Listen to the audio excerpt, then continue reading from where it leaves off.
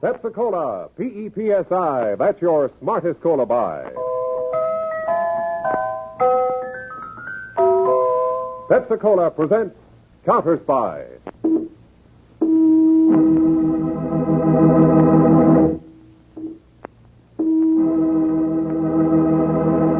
Washington calling David Harding, Counterspy. Washington calling David Harding, Counterspy. Harding, Counterspy, calling Washington.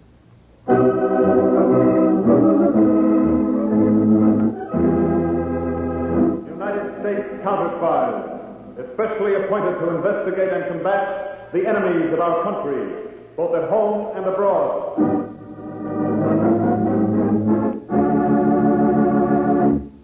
Tonight, the case of the Murmured Millions.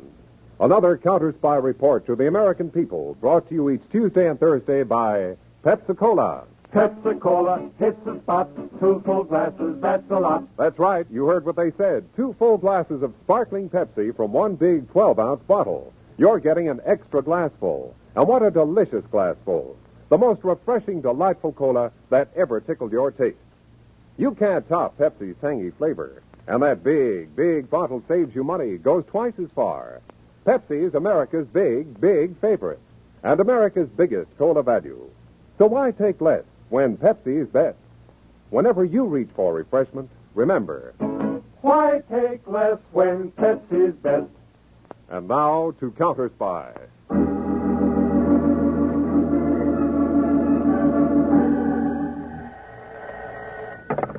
Hello? Oh, yeah, Tony. With the same guy? Boy, that little two-timing. Where are you now? Oh, downstairs in the lobby. Is she on her way up? No, you don't have to tail her anymore. I got enough for a nice big burn. Okay, ring off. Dames. I learn you. Hello, Rocky. I got something I want to talk to you about. Me first, Dud. I got something I want to give you. Well, it's about time. I've been due for... You've been due for this for a long time. Rocky! Obey makes a jerk out of Rocky, son. Oh, Rocky, don't! Time and me for a 2-bit con man. Oh! Oh, stop it, Rocky. Stop it, I tell you. Don't tell me nothing. I know it all. Nobody pulls the wool over Rocky's eyes. Oh! He's good, this guy, Norman. Huh? Worth taking a beating for? He's that good at playing around? Oh, no, Rocky, no, please. Please, this was business, strictly business. You know what I think of that kind of business? Oh! Listen. It's for you I did it. He wants to meet you as a me. That's good. That's really good. He wants to meet me so he plays footsie with my dog. Why don't he come up here? I got an address. Oh, no, Rocky. Will you listen, please? No more. Okay, I got time. Speak your piece once and good. Because then I'm going to kick your teeth in. Oh, listen, he wants to see you. He's got a proposition. I was going to set up a date when you started. Stop the fairy tale, Dud. I looked him up. He's a con man, a lone wolf. What does he want from me? He's got a deal he needs your syndicate behind, a big one. Yeah? He wants me to bring you to him 2 o'clock this afternoon, a beach on the south shore of Long Island. A beach? Yeah, he don't want to take no chance on anybody overhearing. Oh, sharp cookie, huh? Oh, Rocky. Rocky, you believe me, don't you? Maybe yes, maybe no. But we'll keep that date. Yeah, I like that beach idea. Because if this ain't level, Dud, I'll see that you and the boyfriend go for a long swim. One way.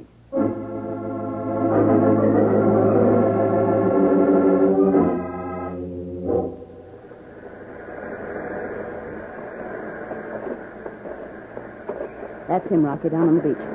Come on. Yeah, sure.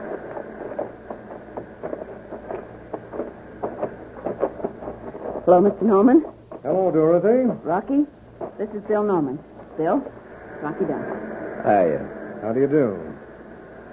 Well, let's hear your story, Norman, and it better be good. I ain't in the habit of being dragged 15 miles from nowhere just to talk to a guy. All right, Mr. Dunn. Dorothy, would you mind taking a walk? Look, fella, that's part of my business. This is level, and anything you tell me, I'll tell her anyhow. That's perfectly all right with me. I just don't want her to hear what we say. What kind of sense does that make? Simple. If anything should go wrong and we should be arrested, always a possibility. You could testify only to what you heard, not what Rocky told you, I Do say. you think that I would... No, not at all, Dorothy, not at all. I just don't like to take chances. Smart character. I'm getting interested. Go on, Dot, take a watch. Okay. All right, Norman, start talking. Well, first, you'd like to know a little bit about me, wouldn't you? No, I've been doing a little checking. William Norman, alias Walter Nolan, con man, swindler, 3 to 5 year stretch in the Harrisville pen, year at Cluton prison, and strictly a lone wolf in operation. Oh, pretty complete. Yeah. Now, what's the pitch? $5 to $10 million a year, net. Big pitch. You're interested? I got a catcher's mitt, start throwing. It's a refinement of the protection racket. Protection? I got out of that in the 30s. It's too risky. The cops and the good citizens get mad fast. This isn't risky. I don't like to take chances. That's why I met you out here on the beach. You can't wire the air and the sea. Huge. What do you want from me? I'm not forgetting you. Got a rep as a lone wolf. And I'd keep it. Except that now I need your organization. Why? You've got men in most of the big cities in the country, haven't you? That's right. Takes a big outfit to run a gambling operation, and they're tough enough to run any protection racket ever invented. There'll be no violence at all attached to this. I don't like force. You can make more with brains. What do the boys do, then? Wreck a $20 million corporation. 20 million? For that, you'd need an army. Not if you do it with words instead of violence. You still interested? Yeah, I always like to hear a guy talk in millions. What's the name of this outfit we're going to wreck? We? In already? Could be. If the setup's as sure as you are of yourself. It is. The name of the outfit is the Double Circle Products Corporation. Oh. Now, you just sit down and be comfortable, and I'll tell you how Mr. Blake, the president of Double Circle, is going to help us turn a murmur into a million.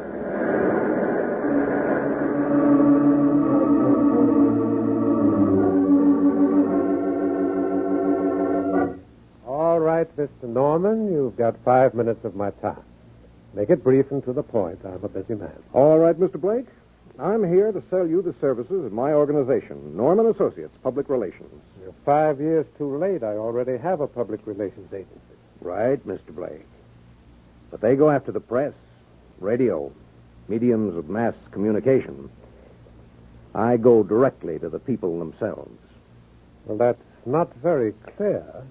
Your products go into practically every American home. Suppose the public should get the idea that Double Circle merchandise is inferior. What? Possibly dangerous. And start talking about it. You could lose a lot of business. Nonsense. There's not a thing wrong with Double Circle products, and there never will be. You've got nothing to sell, Mr. Norman. And you've wasted enough of my time already. I'm satisfied with my present public relations. I was afraid you'd say that, Mr. Blake. I'm sorry, because I offer my services only once. I assure you that's been enough, Mr. Norman. I'd like you to remember that, Mr. Blake, just in case anything should happen to your concern.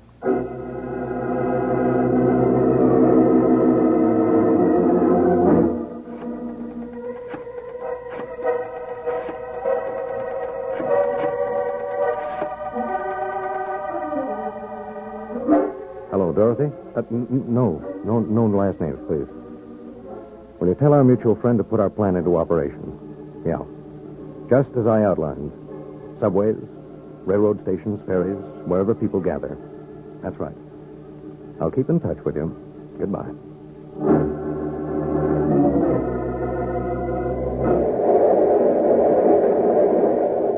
These subways are getting more crowded every day. Yeah. Your wife any better, Tony? Worse, Mike. Hands are all burnt and blistered. Doctor says it was that stuff she was using made by the Double Circle Company. Ooh, bad, huh? Well, you saw what it did to her hand. We'll never buy Double Circle again. Mabel, did you hear that? Double Circle. I bought some of that junk myself. Hello, Jeff. Where's the wife? Thought she was going to the theater with us. She can't. She got some kind of metal poison and using that double circle product. I'm going to sue that company. Yeah, arsenic. And the stuff was made by Double Circle. I heard it from the man whose wife was poisoned.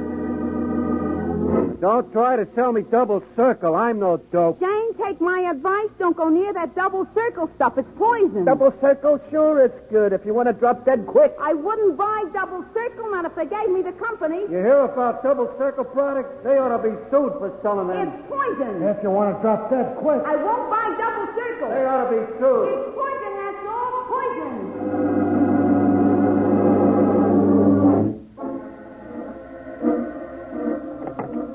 Blake speaking. What is it? More cancellations? From where now? The West Coast. Look, we've simply got to put more pressure on our salesmen. I know all about the rumors. We're spending every cent we can to combat them, but we can't keep it up in the face of these cancellations. 2 more weeks and we'll be forced to sell out.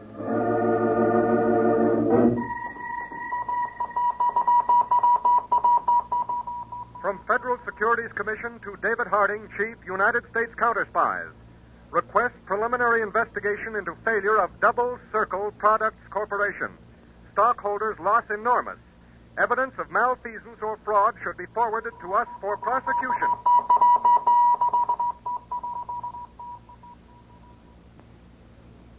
Four months, Mr. Harding, that's all. 4 months and a $20 million business practically wiped out. We just have to sell with cancellations outnumbering orders by 4 to 1. Well, Mr. Blake, about those rumors about your product. They're not true. They never were true, and they're not true today. We know that, Mr. Blake. They couldn't be. The federal trade laws protect consumers against the sale of anything harmful. Well, I wish more people were aware of that, Mr. Peters. Well, nevertheless, Mr. Blake, rumors have to spring from someplace. Now, have you any idea at all how they started? I've been thinking about that. Your competitors? Mr. Peters, free enterprise is a competitive system, but there are rules and ethics. Every one of my competitors offered to help me weather this, but it was no use. Well, then what were you thinking, Mr. Blake? Oh, what's the use? You can't arrest a rumor. If it's criminal slander and you can prove who started it, you can. Proof? I can't prove anything. But you suspect something, Mr. Blake. I do, Mr. Peters. Well, then we'd like to know those suspicions. All right, Mr. Harding. I'll give you my suspicions in one name. William Norman.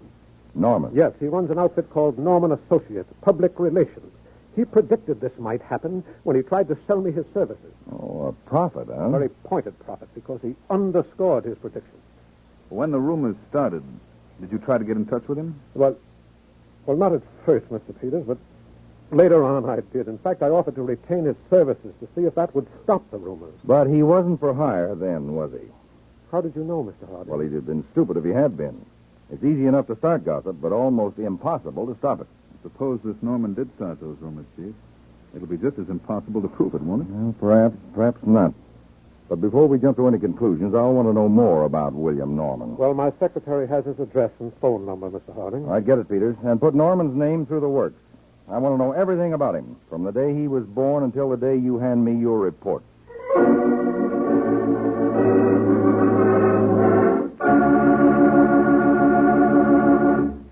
Back to Counterspy in a moment. But first, Pepsi-Cola hits the spot. Truthful glasses, that's a lot. Lots more value, lots more zest. Why take less when Pepsi's best? more and more among fellows and girls, among mothers and dads, you hear that sane and sensible question, why take less when Pepsi's best?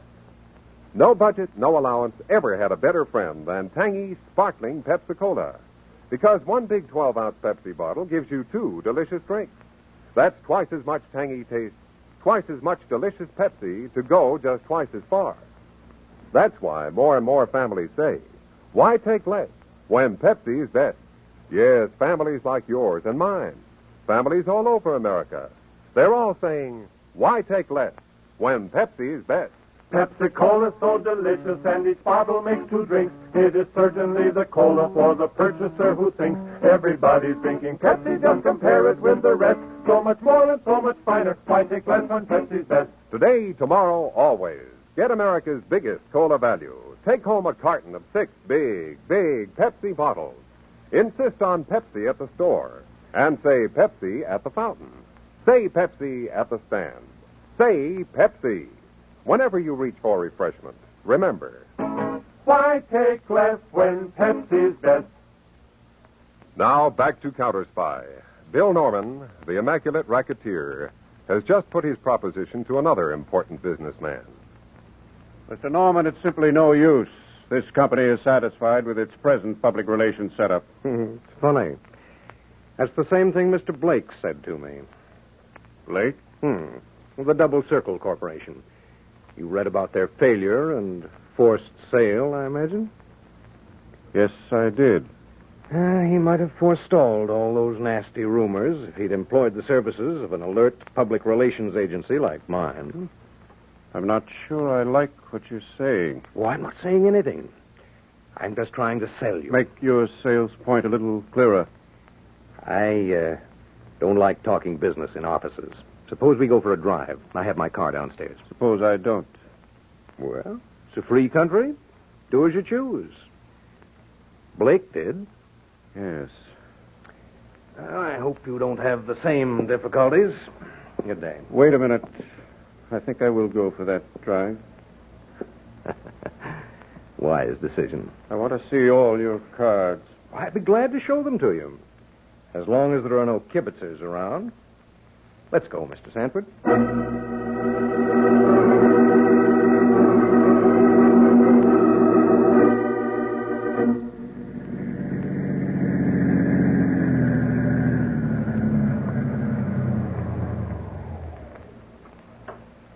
All right, Mr. Norman. Let's have your proposition. Not here, Mr. Sanford. I even suspect my own car. Someone may have wired it. We'll just go for a little walk in this field by the road, and then talk. Whatever you say.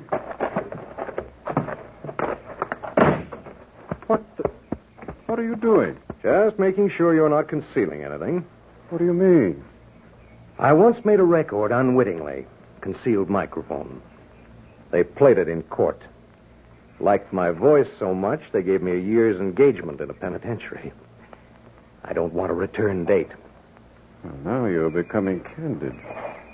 I'll do even better. I'll become blunt. The rumors that caused the failure of the Double Circle Corporation.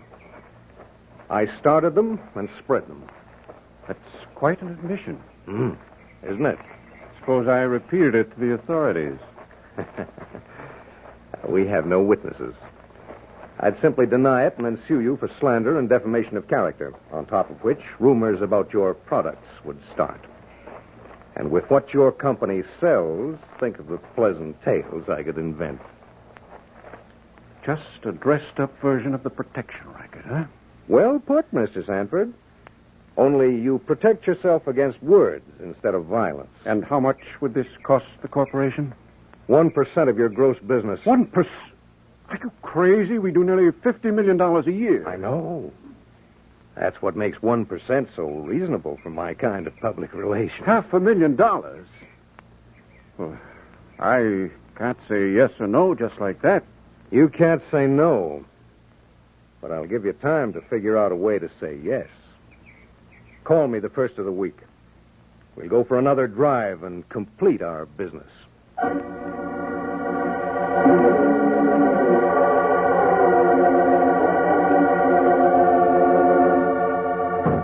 Here it is, Mr. Harding. The report on William Norman. Complete? From the day of his birth, September 12th, 1911, up to and including yesterday when he called on Colton Sanford of the Sanford Beauty Corporation. Sanford. Any of our agents seen Sanford yet? No, not yet. Well, then we will. I want to find out what Norman said to him. Well, now, what about Norman's background? Well, he served time in 2 state penitentiaries. It would have been more, except he's had good lawyers. He's been a confidence man from the age of 22.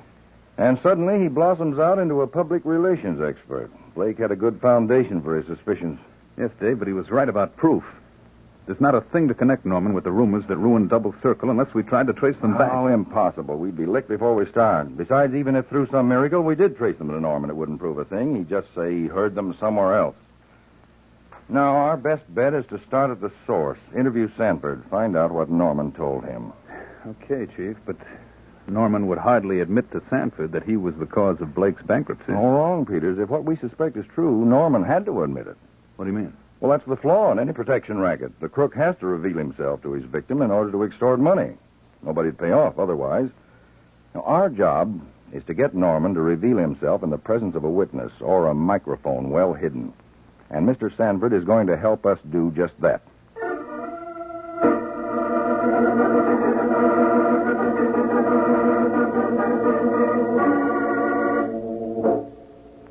That's right, Mr. Harding. You and Mr. Peters have reconstructed the whole picture. Norman definitely admitted he did the Blake job. Admitted he boasted about it.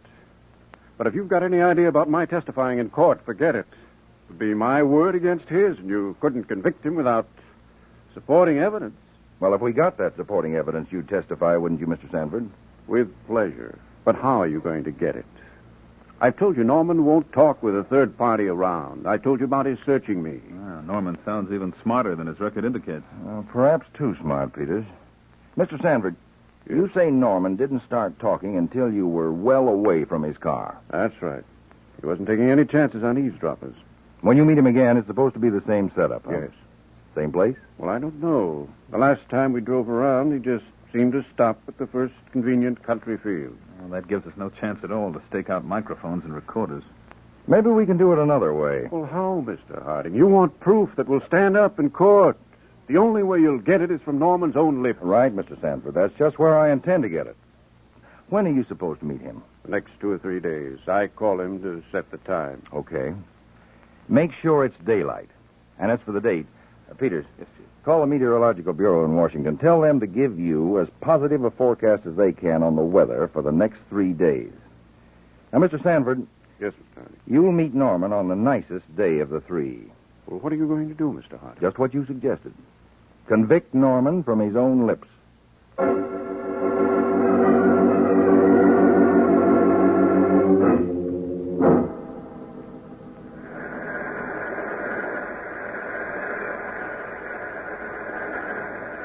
You certainly picked peculiar places to meet, Mr. Norman. What's wrong with the beach? Pleasant breeze, nice surroundings. Can you think of a better place to do business? You've got a point. If we do business. Do we? Look, how do I know you're not just cashing in on Blake's bad luck? Maybe you had nothing to do with the rumors that ruined him. After all, a rumor campaign like that would take a lot of men and money, a big organization. You're right, Mr. Sanford. And I've got an organization behind me. One of the biggest syndicates in the country. The Syndicate of Rocky Dunn. Rocky Dunn. Yeah, so you read the papers. Well, I give the word, and in 2 hours, his men will be spreading rumors across the country about every product you make. Now, do you pay off, or do I give the word? I'd still like more proof. Okay. No, wait a minute. Don't go. I don't like to waste my time. I know how rumors can spread. Every now and then, from nowhere, comes the rumor that some famous person is dead. So? Let's pick a name. Say, Bert Clancy, the baseball player. He's in good health. If I hear he's dead from some public source, then we can do business. That's not bad, Mr. Sanford. In fact, it's good enough for me to file for future use. Then it's a deal? Yeah. And when you hear Clancy's dead, call me. I'll come around to collect my first quarterly retainer.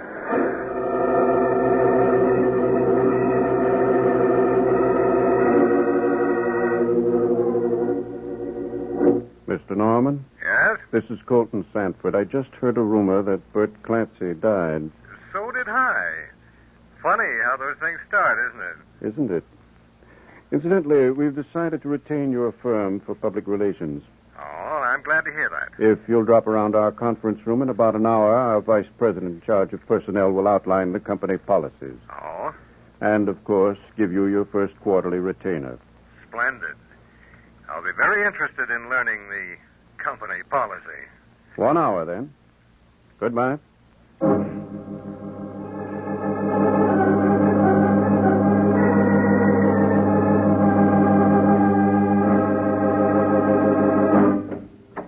Right in here, Mr. Norman.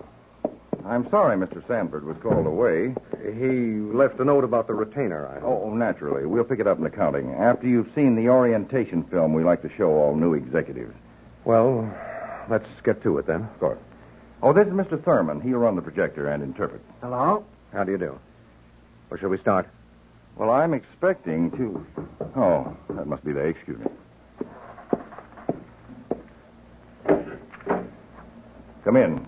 After you, Rocky. Now, listen, I don't want to... Norman. What? Mr. Dunn. You know each other? Well, yes, but I wasn't aware that Mr. Dunn was connected with your company. I thought he was connected with your firm. Hey, what is this double talk? Don't you know who this guy is, Norman? I don't think I got the name. I didn't give it, but it's Harding, David Harding. The Counterspies, Norman. This is some kind of a pinch. Keep quiet, Mr. Dunn.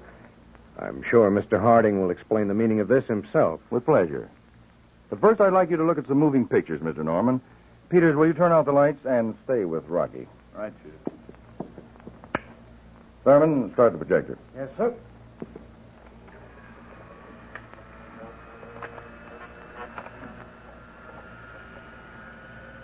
Recognize yourself, Mr. Norman? Yes.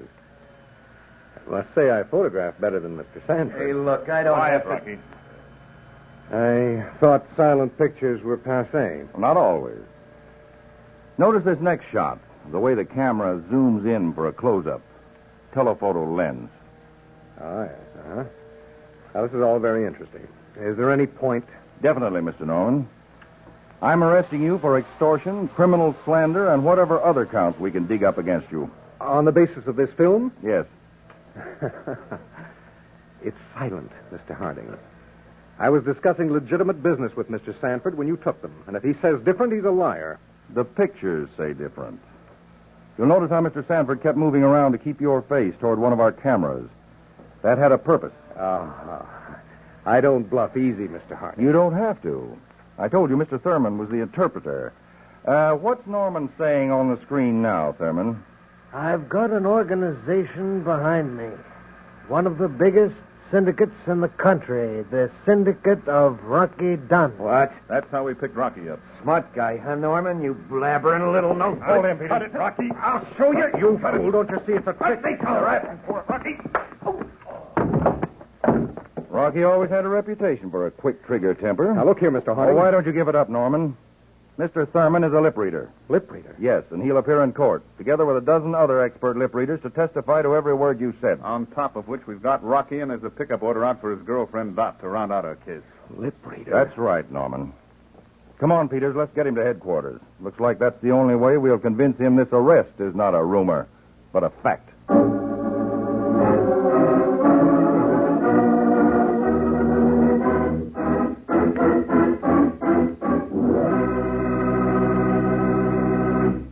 When your friends drop in, be generous, but be thrifty, too. Serve plenty of delicious Pepsi-Cola. Pepsi's big 12-ounce bottle gives you not just one sparkling glassful, but two. Get a carton of 6 and serve 12 delicious drinks. Yes, Pepsi is America's biggest cola value. You get twice the tangy taste, twice the refreshment, twice the Pepsi. So why take less when Pepsi's best? Whenever you reach for refreshment, remember... Pepsi-Cola, hits the spot. 2 full glasses, that's a lot. Lot more value, lot more zest. Why take less when Pepsi's best? Tune in every Tuesday and Thursday, same time, same station, to Counterspy. Listen next Tuesday for the exciting Counterspy case of the Statue of Death. The silky-coated carrier that outsmarted an electric eye. The gift of appreciation that caused the death of an innocent woman. And the clicking guardian that halted 2 international agents who carried molecules of murder. Be sure to be tuned in next Tuesday to The Case of the Statue of Death on Counterspy.